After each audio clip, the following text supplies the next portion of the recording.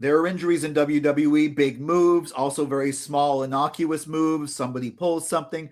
One place you don't expect them to happen, though, are backstage. Now, we had a backstage segment in this Raw. Basically, Judgment Day was together, and then Liv asks for a bit of time alone with Roxanne. Raquel leaves, so she talks to Roxanne. She's, of course, talking about what they did with Finn and how Roxanne's going to take that. And Roxanne's about to respond, but then Stephanie Vaquer comes in, bangs into Liv. They're so close that Liv and Roxanne's heads hit each other. You could hear the clunk. It was really disturbing.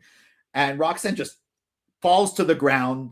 So does Liv. And Stephanie picks up Liv and throws her against the TV as she was probably supposed to do and walks off. Now, story-wise, that works perfectly fine. It shows Stephanie Vaquer's being as aggressive as she needs to be, and it's bringing a lot more to the feud. The unfortunate thing is the execution of it. I don't think they expected to have Liv Morgan and Roxanne Perez both in concussion protocol, and that's where they both ended up. That doesn't mean that they have concussions. They just check on them. But we did see an image that Liv shared with Dom and not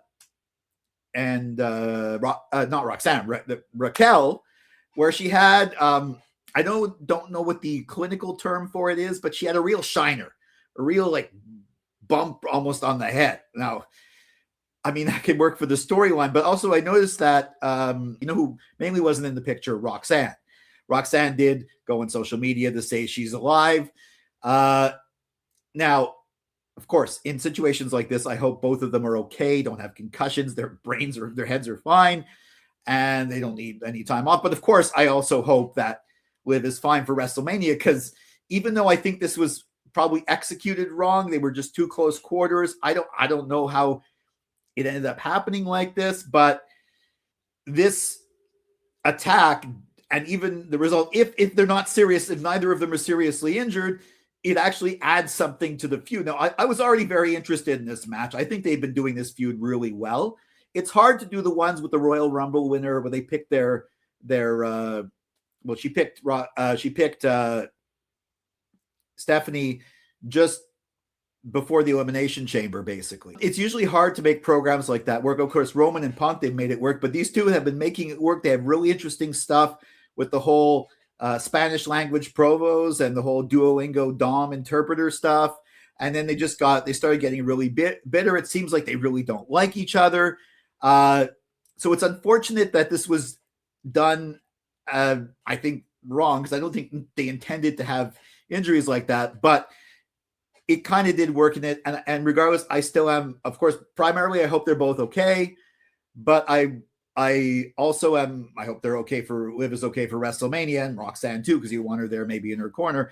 And I'm definitely still very excited for this match. It's one of the matches I've been excited for a while. I've been into the feud for a while. And hopefully there was no actual lasting injury and it doesn't stop it. What did you think of this unintentional backstage bump?